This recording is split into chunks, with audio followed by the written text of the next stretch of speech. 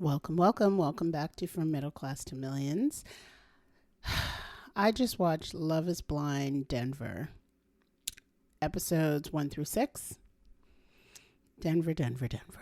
What can I say about you? I'm not even going to talk about it yet because I'm so distraught. Also, I find it really interesting that all of the cast members have already been on every podcast, have spoken to People Magazine, have had interviews.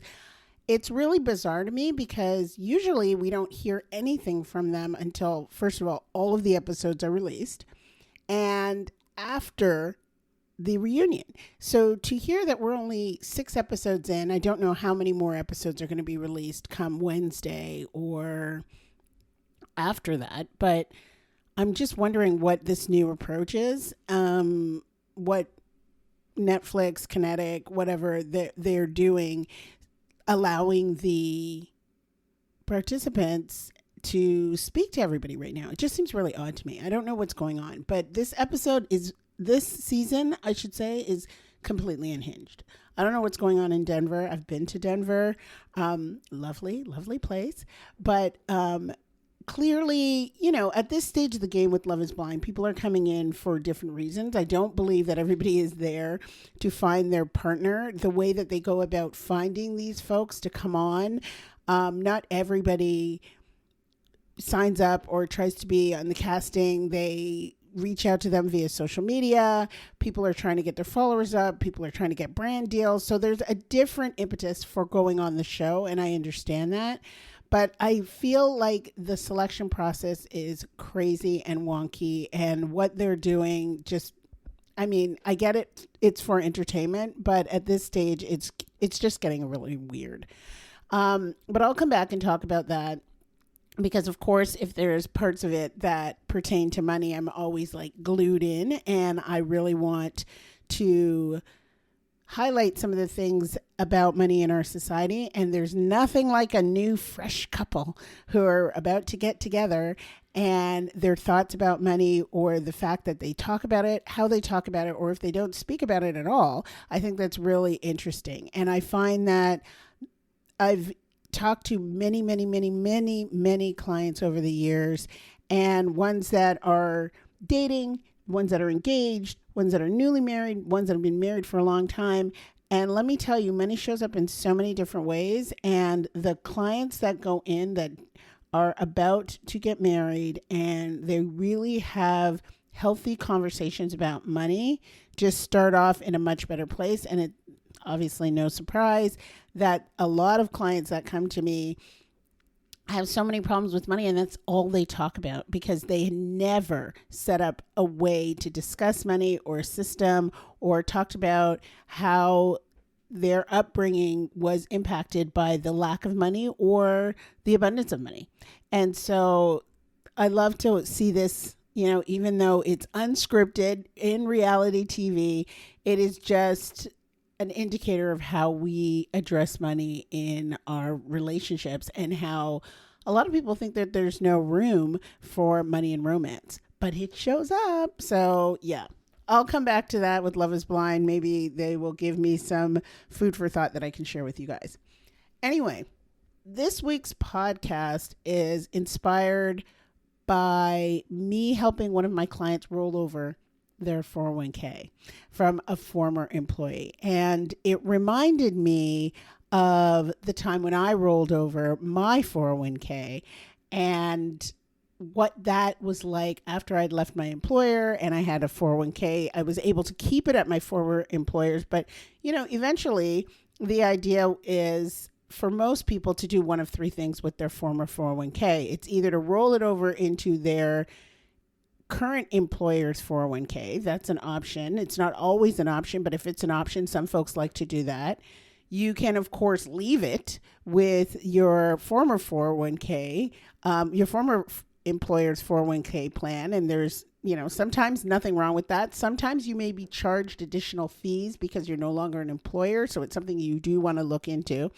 And then, of course, the third option that I did and that my client was doing is rolling it over into an IRA, whether it be a traditional IRA, a Roth IRA, or both, depending on what the 401k is.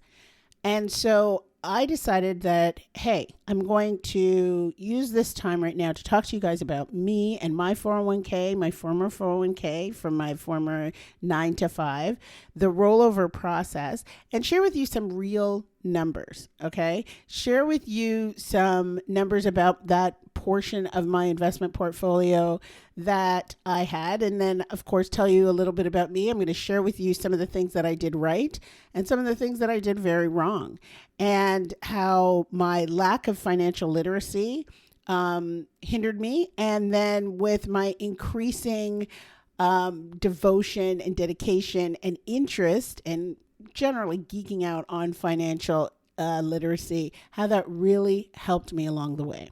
Okay, so starting off, I want to be clear about some things about me that you need to know. Consistency is not my forte.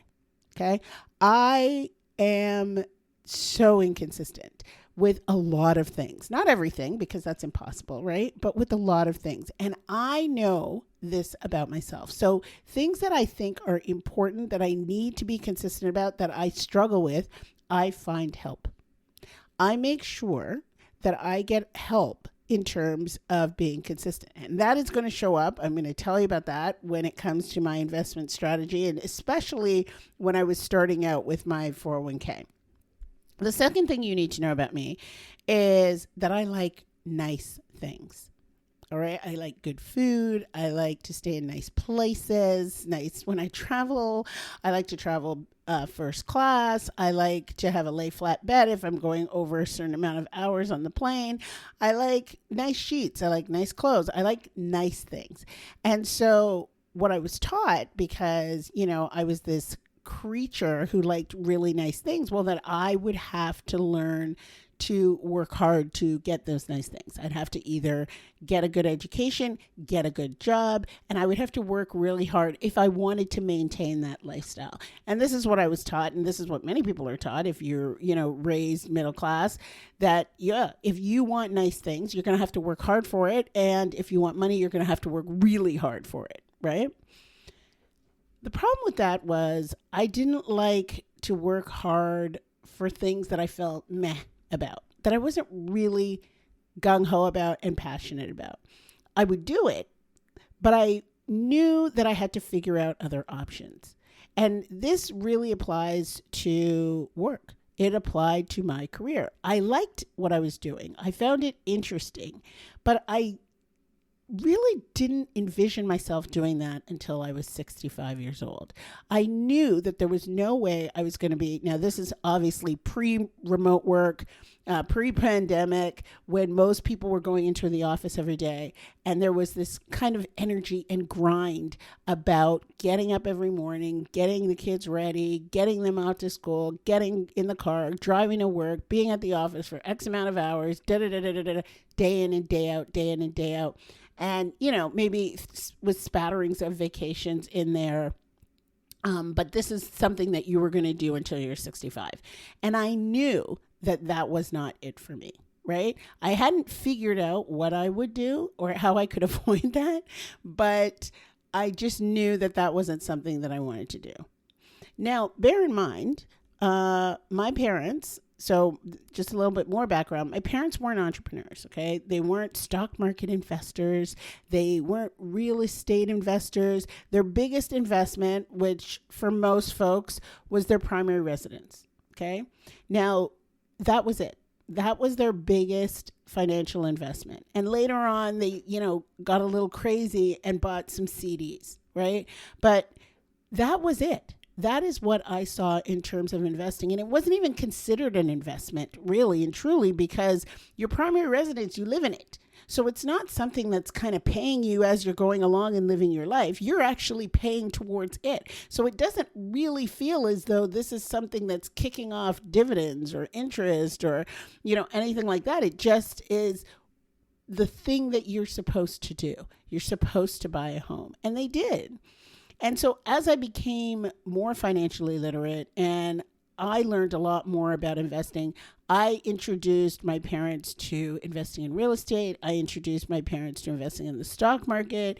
And, it was quite an uphill battle for them because yes, they had taken certain risks in their lives. They were immigrants to this country, to Canada. Actually, they were immigrants to Canada, and so that's a big risk, right? When you are like leaving your home and going somewhere else, that's a risk. So I won't say that they weren't risk takers, but the extent of taking their risk ended at buying a home. Okay, so that was the extent of their risk taking. So to then introduce them into real estate investing, introduce them into to investing in the stock market, that took some time, but it happened. And I stress this because I really want to point out that the reason why I mentioned that my parents much later became real estate investors and they started investing in the stock market is because I'm truly a believer that it's never too late to do these types of things. It's never too late to invest in yourself and to learn other ways of investing.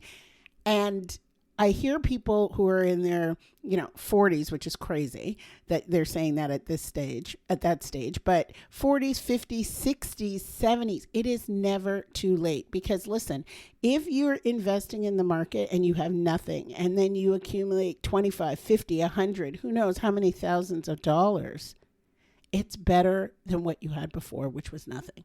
And so I really want to drive that point home. I know for some folks who've lived pretty much their whole lives and never invested, it is never too late. If my parents can do it, I can assure you that you can do it. And I'm sure you're much more open-minded and amenable to that.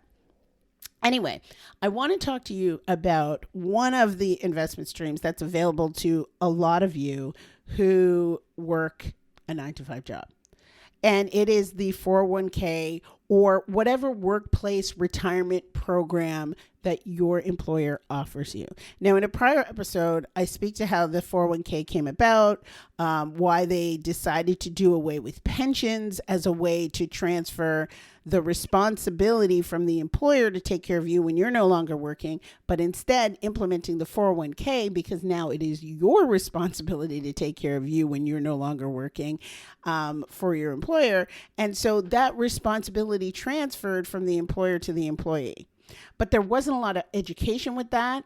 There wasn't a lot of hand-holding with that. It was just, hey, businesses found a way to transfer this expense, which is what you became when you were no longer working for your employee, transfer this expense to when you're no longer working with your employer. So I transfer this expense to you, the employee.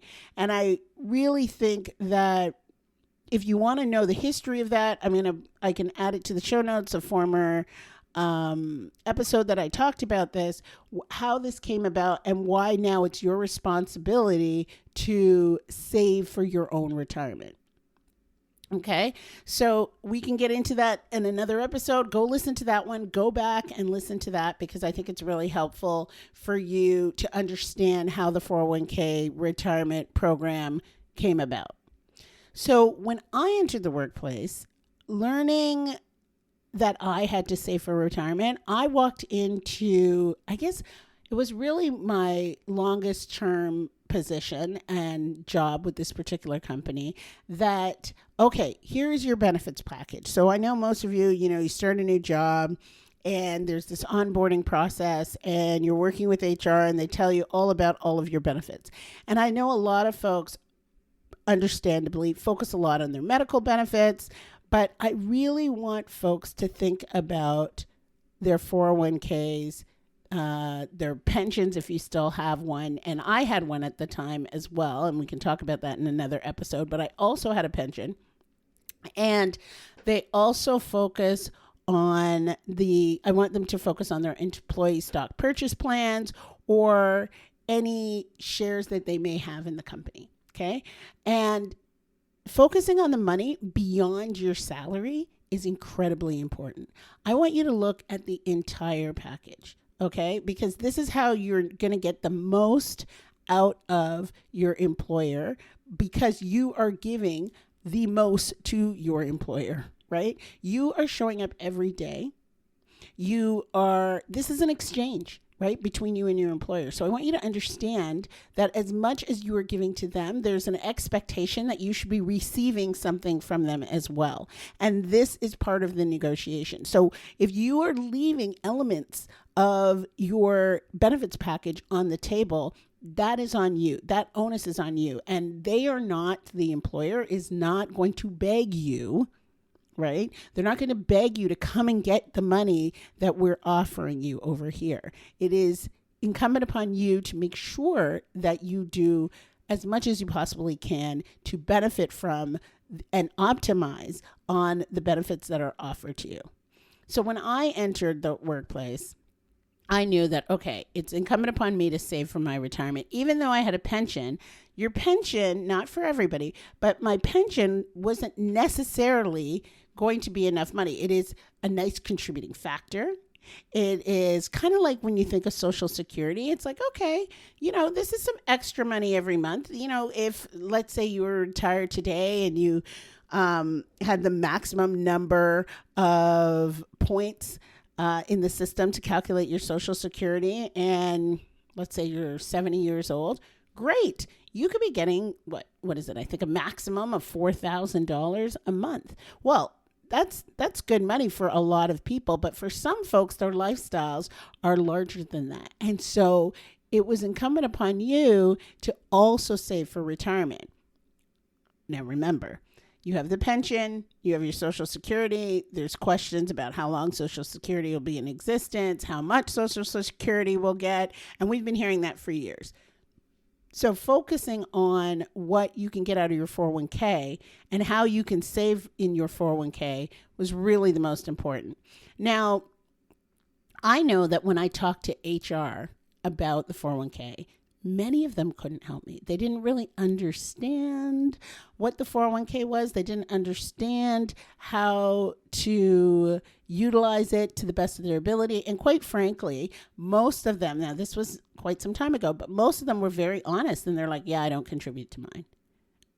They said very straight out, they didn't understand it and they didn't contribute to it. And there are many reasons why. It was because, first of all, investing is scary. It's not just open this nebulous thing called a 401k. No, there are additional steps that you're going to have to take in order to start saving in your retirement fund. And it's not like saving in a bank account. It's not just as crystal clear as that where, I have $100 in my bank account. I'm going to put $20 into my checking account. I'm going to put $20 into my savings account, and that's saving. That's really easy for people to see. Investing has a different language, right? And for folks, a lot of them find it intimidating because there's a different language, and it's intentionally set up so that because there's a different language, it keeps people out of the system, right? It keeps them out of the investing realm.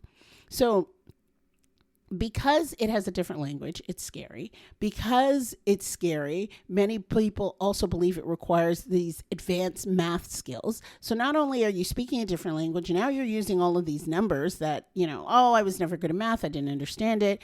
And in reality, what you're doing is you're asking people to put money aside to save first before they spend, which isn't what we've heard. We've always heard that, you should put money aside for a rainy day.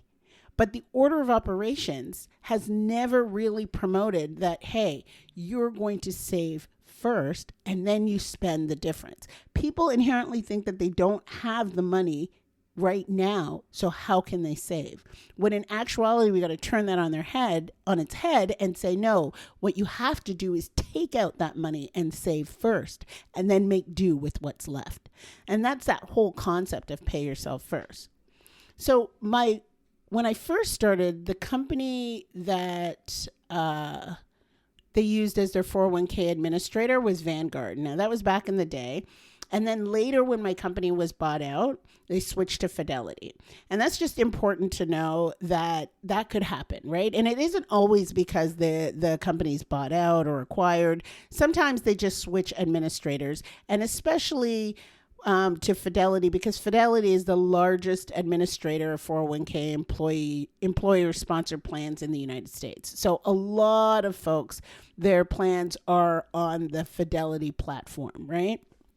And so it's important to know that because you just want to stay on top of what's going on when your money may move from one administrator like Vanguard to another one like Fidelity. So there were two questions that they asked when I opened my 401k. And they were, how much would you like to contribute? So what would be the percentage, right, that you wanted to contribute before taxes? And this was interesting because back then they weren't even like, give me your dollar amount. It was just like, what's the percentage? So already you're doing math, right? So people who think that, oh my gosh, I'm not good at math. Well, too bad, because here they are asking you what's the percentage of your paycheck? Every single paycheck, do you want to contribute to your 401k? So already you're doing calculations. Like later on, I did see that, okay, they would say, okay, do you want to put in 500? You could put in a dollar amount, 1,000, something that people could get their heads around a lot sooner, a lot easier than, pulling out a calculator and figuring out, should I do 12%, 15, 8, 6? Okay, it's just crazy. And then the second question that they asked is, what would you like to invest that money in? Well, that's it. Case closed. Everything's done at that point because, hey, you've now asked me to do some mathematics and you've asked me what I would like to do with the money. Once you pull it out of my paycheck, where would you like me to decide to put it in the stock market? What? And remember, nobody's around to help you. Nobody's around. At least that was the case with me. Nobody was around. And I want to point out, before I get into how I answered these questions and what I did, was that for years, I only had access to a traditional 401k. So that's the pre-tax 401k, where, for example, if you made $100,000 and I decided I wanted to contribute 15%, so $15,000, I would only be taxed on the $85,000 remaining. Okay, so that's the only 401k option that I had for a very long time. So I didn't have a Roth 401k where you would get your gross salary, all of the taxes would come out, and then you could contribute, right, tax money into this tax-free account. Okay, so, and the reason why I think this is because around 2006, employers were allowed to offer a Roth 401k. I had already started working before 2006, so that's why I only had the traditional 401k, the pre-tax 401k. In 2006, employers were allowed to offer the Roth 401k, but it wasn't till around 2010 to 2012 where it started to gain popularity, where employers were like thinking about implementing this, using this. And truly, it wasn't until 2016 that over 60% of employers offered the Roth 401k. Now, to give you an idea of how clueless I was, I don't remember when it was offered at my job. I could have been living my life, contributing to the traditional 401k. They could have offered the Roth at some point. I don't know when they did. I was not paying attention, and I can't even tell you. I guess I could go back in the records to find out when I started contributing to the Roth 401k, but I know I am pretty sure I didn't do it right away. And that's because I wasn't on top of my shit. Okay? Like, let's be honest. I wasn't on top of my shit. I didn't understand everything about these 401ks. I had already locked into this one. There was nobody to talk to about the other one. This is pre-social media, a lot of personal finance information. I mean, at that time, I think we're talking about Susie Orman, and if you were on the radio, Dave Ramsey. But Dave Ramsey didn't really speak about investing. He was talking about budgeting and saving. And so that was a little bit different, especially back then. And so, yeah, maybe I could have started investing in my Roth 401k a lot sooner, but I didn't. And this is also why I want to have this podcast. I know it's going to be a little bit longer, this episode, but I want to have this because I know that there are mistakes that I made that you can avoid if you are paying attention, and you just know a couple of things that I didn't know that would have definitely helped you. And I know I have a lot of friends who around the same age, who are working around the same time, and they didn't know either. And now they're a little bit older and they're scrambling. And so I want to avoid that, especially if you're starting off in your career. I want you to avoid that, especially if you are a high earner and you don't have somebody, like I didn't have somebody ahead of me who could provide me with some guidance and who had gone through the system and could say to me, hey, yeah, no, this really works out for you if you do these things. And yes, some things have changed. So maybe you may want to try these other things because they'll work better for you. And so I think it's really important to share this information. So I'm going to shamelessly say, share this podcast with anyone you know who is like you, who's a higher earner and trying to figure this stuff out. You may be the first generation to be making this kind of money. You may be the first generation to graduate college. You may be the first generation American. You may be the first one who has the responsibility of this money and you don't want to mess it up. And so I do want you to share this with anybody who is in a similar boat. And I want you to continue to pay attention to this and continue listening, because I know that this information would have been really helpful for me and I want it to be really helpful for you. All right. So let's go back to the two questions. So the first thing, how much would you like to contribute? And remember, this was pre-tax 401k. I heard that I should aim for 15%.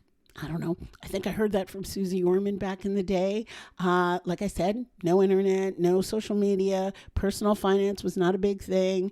And more importantly, there weren't a lot of regular self-made millionaires walking around. There weren't people like me who said, look, I worked a 9 to 5 and this is how I made my money and you can too. These folks were unicorns. I think we're still unicorns, to be quite honest, but these aren't the folks that are getting all of the shine, right? Because they don't have these big businesses and they are not celebrities and they're not huge influencers. No, they're folks who worked a regular 9 to 5 job, made some decent money, and made some smart choices.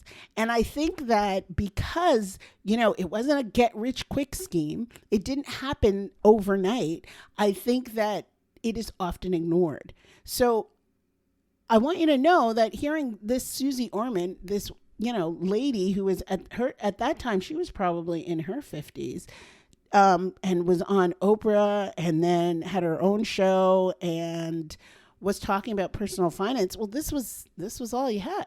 And she had said 15%. So I said, okay, that sounds good. Let me give that a try. So I know I started off with contributing 15% before taxes into my 401k. But the second question was the doozy. What would you like to invest that money in? Huh? This is where I was completely lost. Okay, entirely lost. And I know that I started with what was or is a target date fund, because I don't know, maybe the customer service representative suggested it at Vanguard. And listen, a target date fund is not a terrible investment at all. And if you really don't know what you're doing or where to start, I would rather you put your money in a target date fund than do nothing at all. However, given the fact that I was much younger, I don't think that was the best decision for me because it wasn't as aggressive as I am comfortable with, right? I think when you are in the growth stage, when you are trying to build wealth, it is incredibly important when you're building wealth, when you're young or not, but especially when you're young, that you are putting your money in the most aggressive funds that you possibly can. And because you're trying to build wealth, you have the time for the ebbs and flows of the market, right? So I know that a target date fund wasn't as aggressive as I would have recommended to myself now that I have more information, but I didn't know. So that's what I did, at least in the beginning. Now, as I became more informed, more literate, as I read more and learned more, well, then I moved to mutual funds, and then I moved to ETFs and broad-based index funds. So like I always say, your personal finance journey, your wealth building strategy is just that. It's a journey, right? And that's why I like to have a strategy. It spans the course of where you are today and where you want to be. And it allows for all the iterations of life in there as well, right? So one of the things that I did consistently, and remember at the beginning I said I am not always good with consistency unless I have help. Well, this is one of the opportunities that I looked at and I said, well, you need some help. So what I did to ensure consistency is I automated my contributions, right? And that's pretty easy to do to work through a 401k plan because it's coming directly out of your paycheck and HR is controlling that. The payroll is controlling that element for you. So automating things is the best thing to do when you're not consistent, and it allows for me to free up my brain space to focus on other things. I don't want every 2 weeks to think about, okay, 15% out of this and it has to go over here. That is a recipe for disaster. A, I may forget.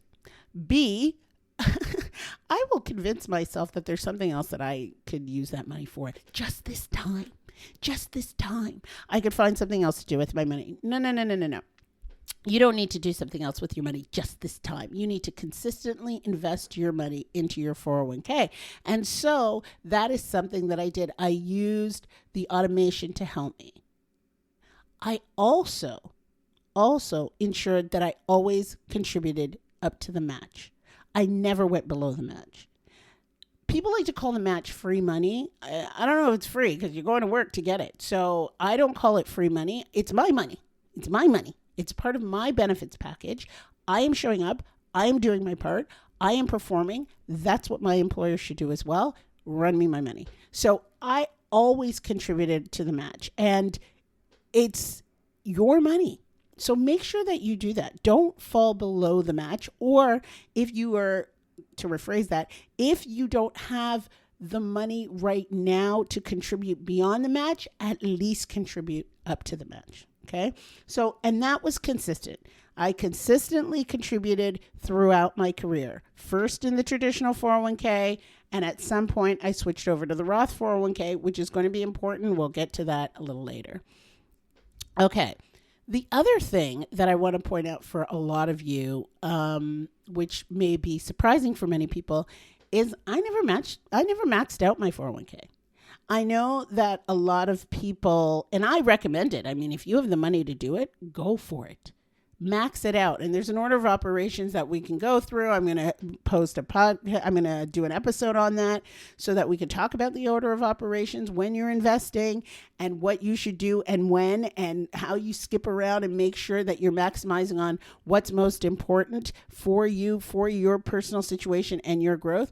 But I never maxed out my 401k. And it wasn't because I didn't know that that was a good idea. Remember, I started with the 15%, which was great, but most times I couldn't. I couldn't max out the 401k because I had competing priorities. And I think like many of you, there's other things going on. Like there was times when I was buying my primary residence.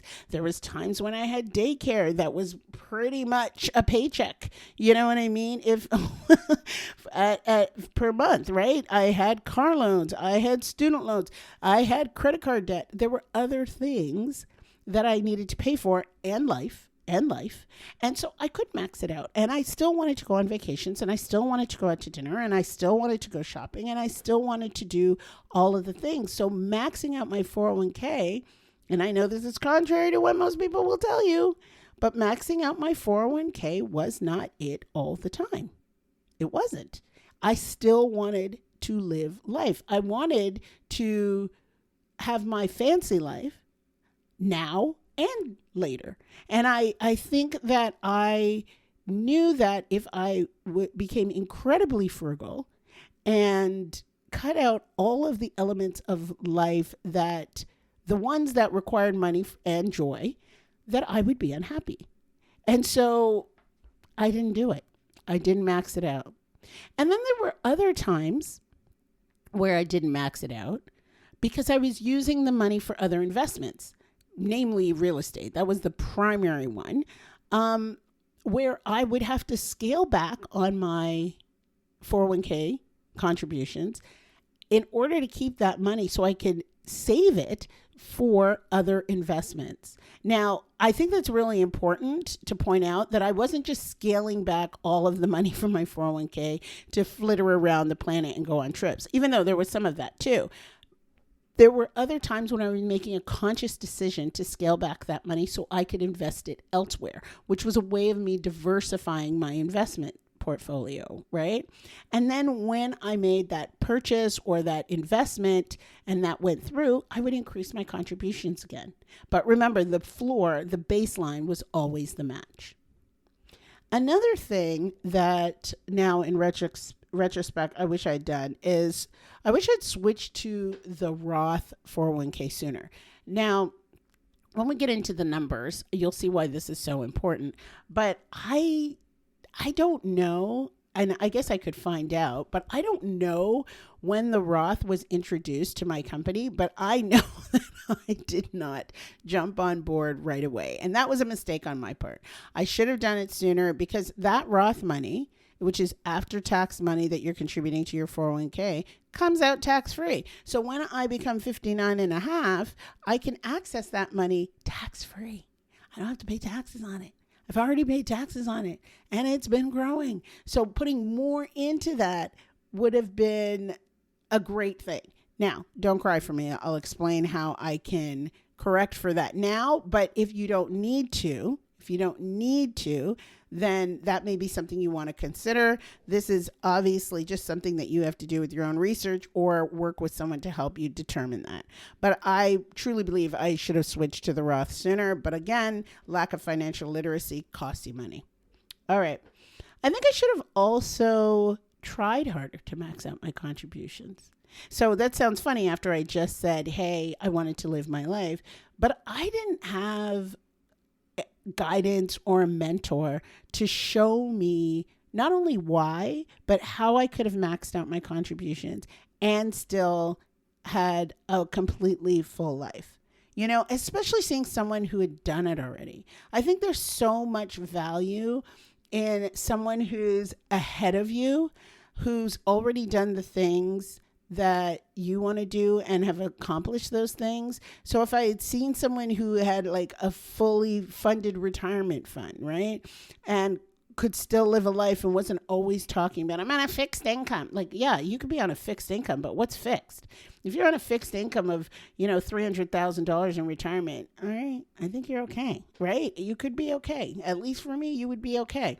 Or somebody who had bought a second home or had fully funded their kids' college funds or was still able to travel and do all the things and not have any debt.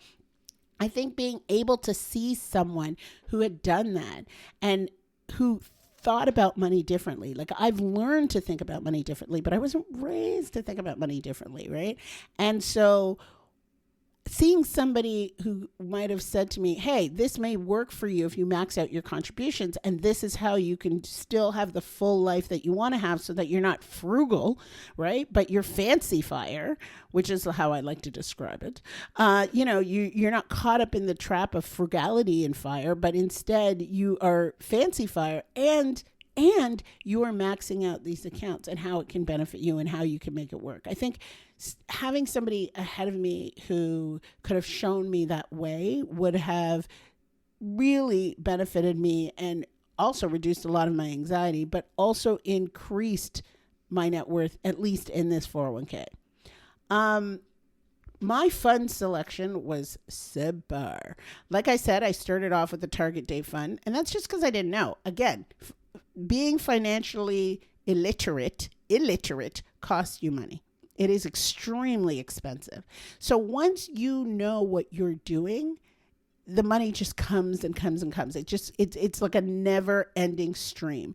And so when I started out with my fund selection and the target date fund, not really knowing, it's like, oh, okay, calculate until you're 65 and you pick the fund that's closest to you retiring, like the year that you'll retire at 65 and then go from there. Terrible.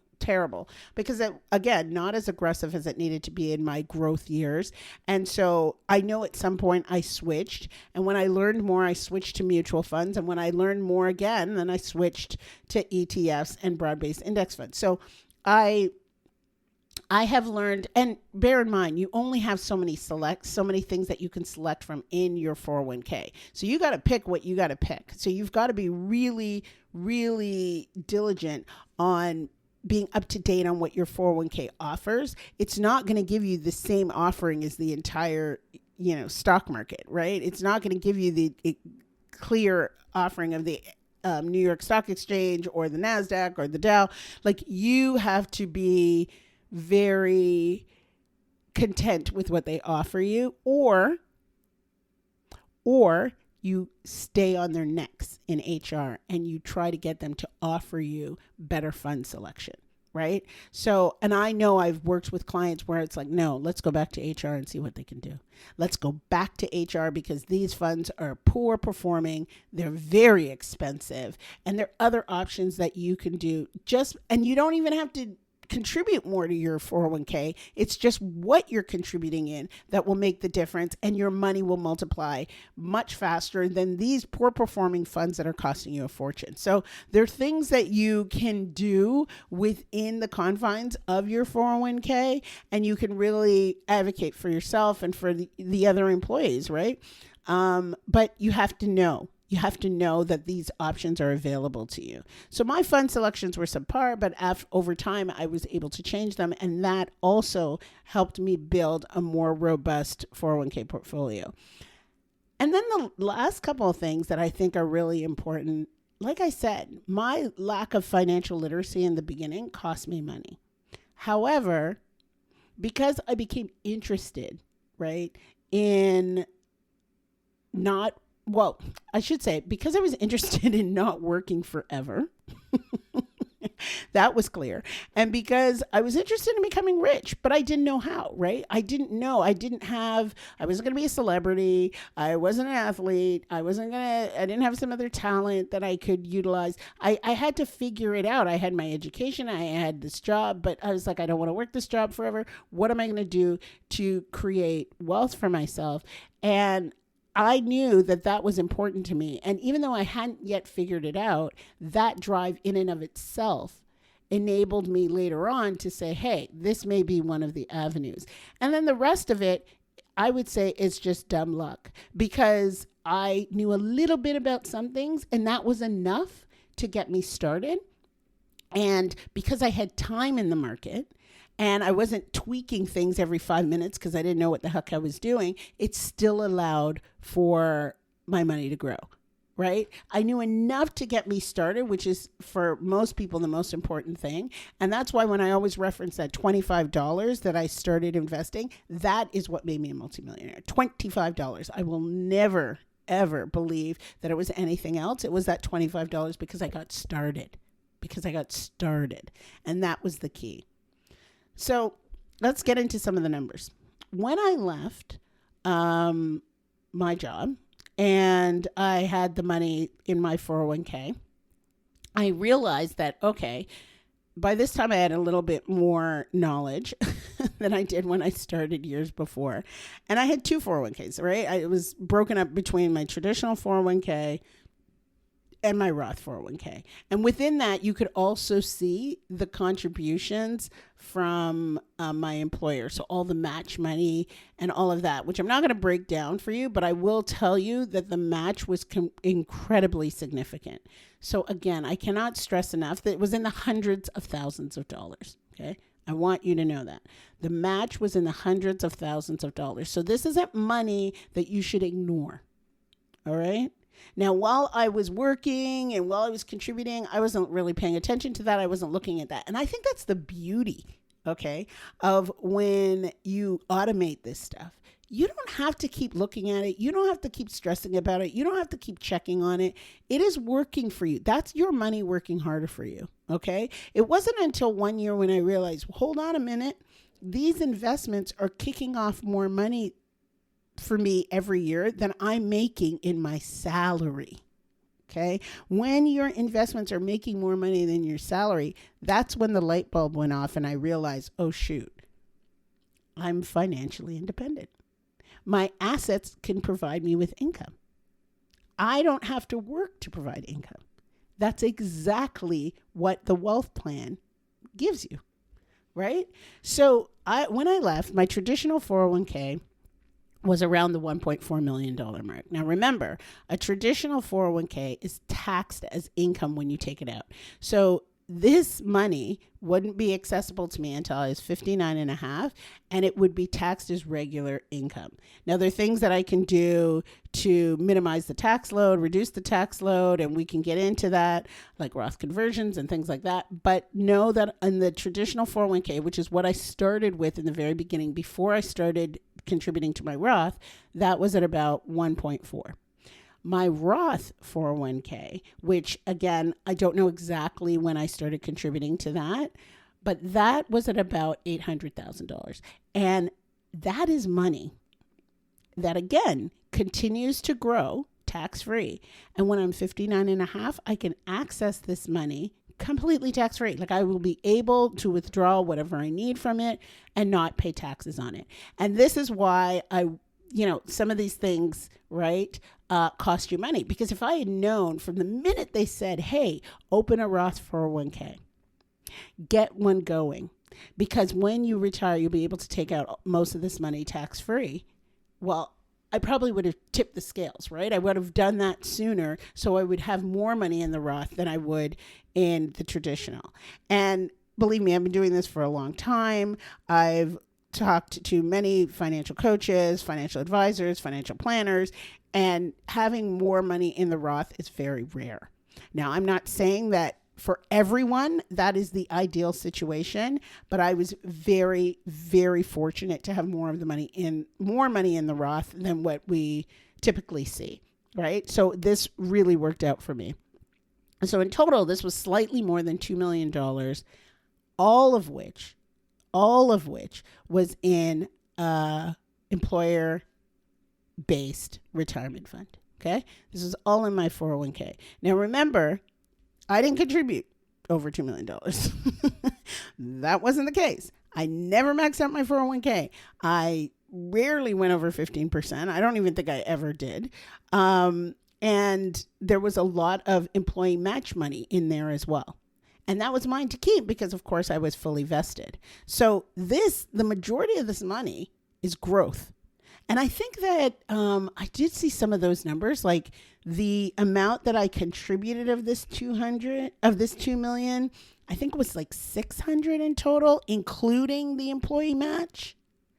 And the rest of it was all growth, which is phenomenal when you think about it, right? Because if you put in $600 and you end up with $200,000, you're going to be like, wait a minute. You know what I mean? Like, that's crazy. That's a crazy amount of money. So if I, over the years, had put in, I think, now don't quote me on this, I have to go back and look, and I should have done that before, $600K, including the match, which was a couple $100,000 itself. So technically, I probably put in 4, they put in 2, and then that grew to over 2 million. There's something to be said for that. And that is with all of the fumbles, I would say, that I made over time. Now, before you say, okay, well, that was a different time and things were better. They weren't better, actually, because if you remember, I think I started this in 2000, and that's when the tech bubble burst. So times weren't great. And 2000 through 2010 were horrific because, we had the housing crisis, the economy was down, like we had a recession in those 10 years. So technically the economy was not doing well. But what did that mean? What did that mean? That meant that when the stock market was down, that was an excellent time to buy. I was consistently buying, and my ignorance allowed me to do so because I wasn't scared. I was just misinformed. Now, today I would tell somebody, keep buying. Things are on sale. Don't be crazy. I'm sure this is where I made the most of my money between 2000 and 2010. Probably because even though I wasn't contributing a lot, because I was also not making a lot of money between 2000 and 2010. I wasn't even making $100,000 in 2000. So I know that even though I wasn't making a lot of money, still contributing, that 15% at the time could buy so much more because all of those stocks were on sale. Even though I was in that paltry target date fund, I was still buying a lot of shares and the market was down. And so I was consistent. And even though I wasn't making a lot of money, I was still consistently investing. And that enabled me in that downtime to pick up a lot of shares.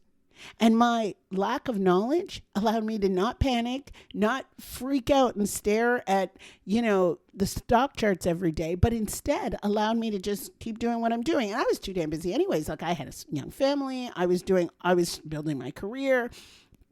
I was trying to buy a house. I was trying to figure out what is it that I could do to make money so that I don't have to work forever. Meanwhile, I was doing exactly what I should have been doing so that I could make money, so I didn't have to work forever. I was allowing my money to work for me. And that was one of the ways I was allowing it to work for me. And I wasn't focused on it. I wasn't stressing about it. I wasn't watching it time and time again, checking on it. No, because I had things to do. But it was important that I did it. And it was important that I was consistent. And that's why I say being consistent. When you need help, get the help. And I know that, yes, I could sit here and say that there are other things that I could have done if I had a mentor and guidance and, a coach who could have said to me, look, this is what I did and this is what you can do and these are the reasons why and da-da-da. Oh my gosh, I can't even imagine what that 401k would look like. But it's okay. It's okay. Now, over time, of course, my financial literacy increased dramatically. And, I love this stuff. If you guys hear me on this podcast, you follow me on social media, you're a client of mine, I love it. And I know more now because I'm constantly studying it. I'm constantly investing. I'm still investing, right? And I'm sharing everything that I learn with my clients and what's applicable to them and beyond. Some things they're not interested in investing in, some things they are. I'm not selling the investments to them, but I want them to understand how this works. I want them to have a wealth plan, but I also want them to understand that this was not a perfect path. And that if they come to me and they haven't done all the perfect things yet, that's okay. There were lots of room for improvement in my journey, right? But I figured that I still did pretty well with my 401ks, right? And this is within a span of 15 years with this one investment as a 9-to-5 employee who started off making less than $100,000. That ain't bloody bad. I know it's not bad because I know that most people don't have that in their 401ks, if they have a 401k. I know what the stats are in America. I get it. And it's not to brag. It's to say that you too can achieve this because you have this option available to you. And I know that there are a lot of you who are out there who are high earners and you want to create wealth, but there's so much info out there now. It's equally as debilitating as it was for me when there wasn't enough info, right? Sometimes this abundance just sends you into a spiral and you're in this analysis paralysis for so long. And I don't want you to be stuck there. Because I know that sometimes just doing something, $25 a month that I did, was what started all of this. That is what got me to multimillionaire status. $25 a month is because I started. And I think that because I have an interest in personal finance and because I had an unwillingness to work until I was 65, that saved me. That's what got me started. And I know that many of you want to have the option to retire early and go on multiple vacations and save for your kids' college and not live a frugal existence. And I know you can do all of those things. But you simply need a wealth strategy that maps it all out for you. All of it. And once you have that, then you can kind of set it on autopilot and go on about your business, doing the things that you enjoy and living your life and not having to stress. But instead, you can sleep well at night knowing that you are building this wealth and that it isn't going to take forever. And that, yes, it's not a get-rich-quick scheme, so you're not going to lose it, right? That's what's important. That's what you need. That's what you need to get started, and you need to get started today. All right. I'm going to ask you guys again to please rate and leave a comment on this podcast, on this episode, or any of the episodes that you've listened to so far. I know I have small but mighty loyal listeners, and I want to ask you to share this episode with anyone you know that uses money. I think we all need to start talking about money more. I think we need to be open about it. I know I've shared some numbers with you in here today, and I'm glad that I did. I want you to see what's possible, and I want you to see that you're on track to doing this